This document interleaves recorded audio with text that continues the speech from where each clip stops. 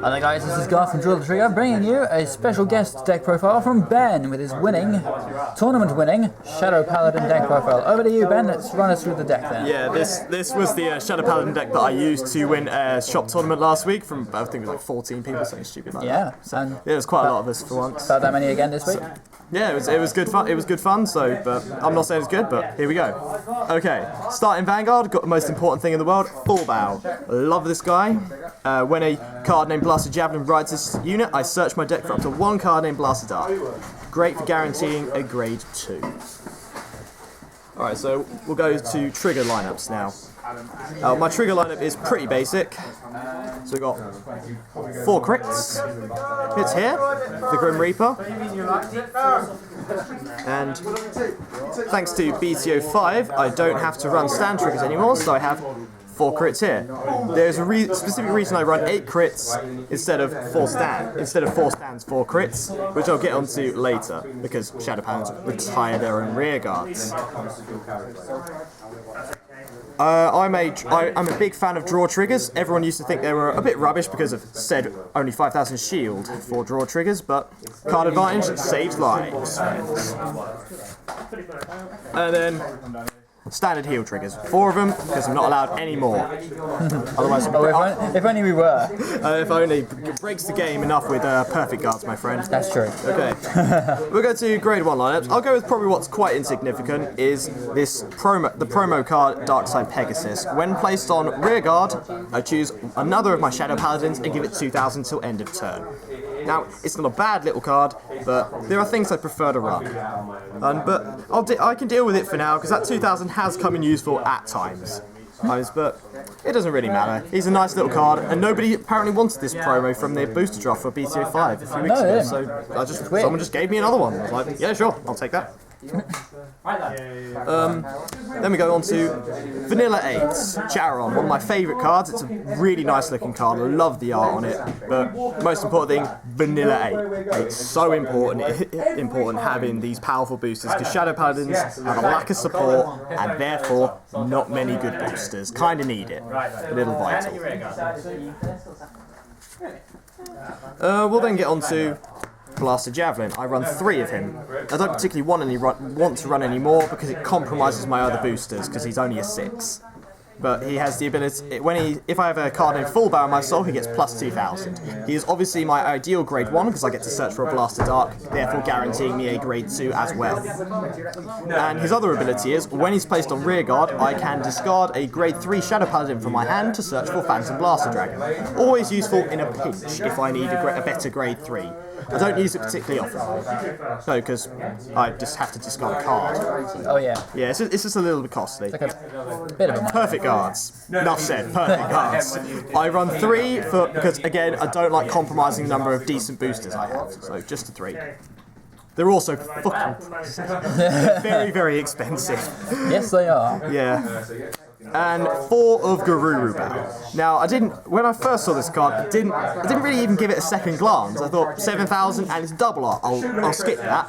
Don't particularly want to use it because that's going to be pricey. And he is about 3 quid each as it stands at the moment at time of filming. It doesn't really matter because his rear guard ability is amazing. When he attacks a Vanguard, provided my Vanguard is Shadow Paladin, it's going to be. It will. It's guaranteed. Yeah, he gets plus 2,000 until end of that battle, which is incredibly useful because of the amount of retiring that Shadow Paladins do. If I'm struggling, I could just stick this out. It also grade 1 rush. Yeah, pretty much. I actually did that to someone a couple of weeks back. I had all 4 out on the rearguard circle. That was funny. That was very funny. Yeah. That's mean. You say mean, but you mean hilarious. Yes, I mean hilarious. You mean hilarious, my friend. It's hilarious. Yes, I do. Okay, grade 2 lineup. We'll start with Blaster Dark. He's not key to the deck, so I only run 2 of him. And he's only in here because as Garuru Bow searches him out for me. So to guarantee a grade 2. He's the one I want. Yeah, yes. Garuru. Oh, no, sorry. I did not mean Garuru. I meant Javelin. When Javelin runs with a Full Bow, he searches him out. Yep. Grade 2, guarantee grade 2, very important. His counterblast is very, very useful, but I don't often get to use it. It's always funny to retire an 8k booster with it, though. Oh yeah. We go with 3 vanilla 10s, Knight, Fighting Spirit, or Donor. Now, I'd like to actually swap one of these out for another card, which we'll get onto in a moment. And I could have 4 of Rugos if I wanted, but I prefer Dordona's art. So there's no real tactical option here, other than that he's just quite good. He looks cooler. Yeah, boss. One of the cards I'd swap Dordona out for is this. I only have one of this, unfortunately, because she is a triple R. Costs money. Yeah, it costs a lot of money. Darkness Maiden Matcher. When placed on Vanguard or Rearguard Circle, I counterblast 2 and call a grade 1 or less Shadow Paladin from my deck to Rearguard in the same column.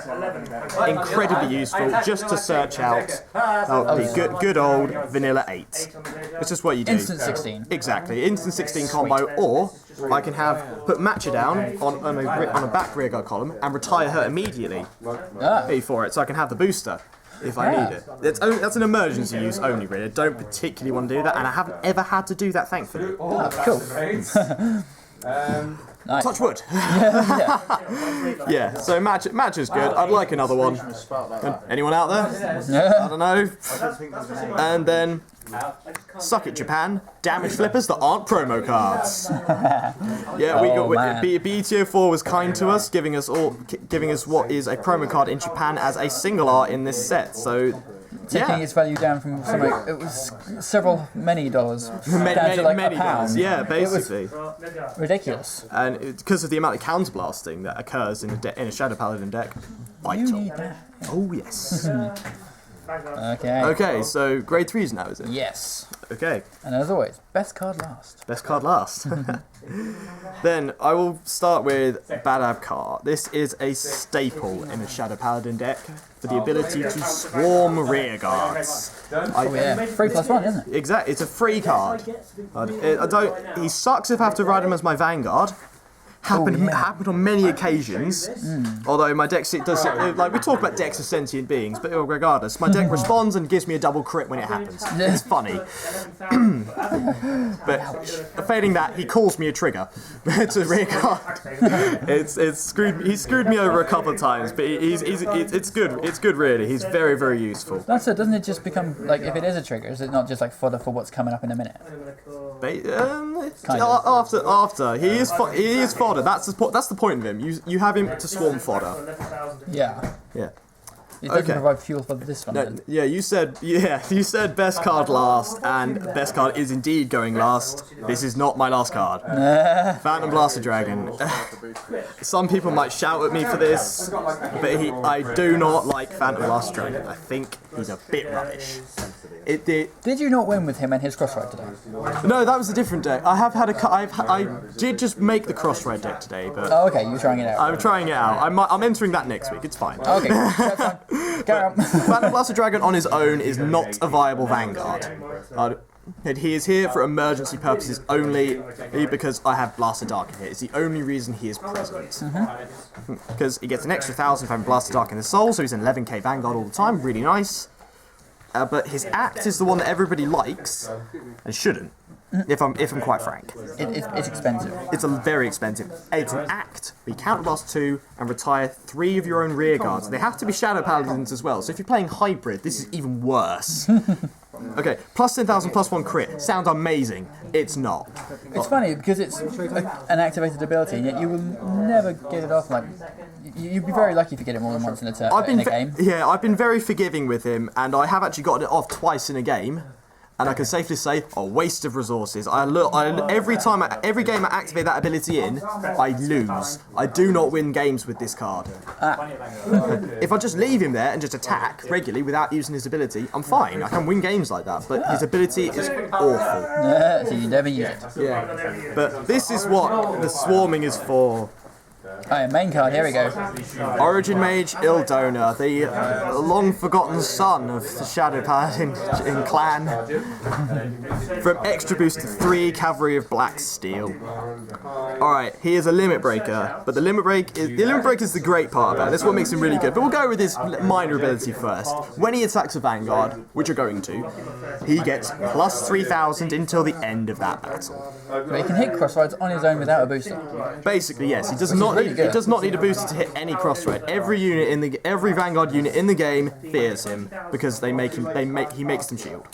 And then with the vanilla 8, you're making things like Asura Kaiser and other 11k Vanguards shielding for 15 at least. It's just very, very useful. People don't like the fact they have to shield for a lot. And it adds some much needed hitting power, because eagle-eyed people have noticed none of my columns get anywhere near 20. None of them. This is the only one that gets to it and exceeds it. He's also good with Garuru Bow because he's a 7k booster. Oh yeah. The Limit Break is the real meat of this card though.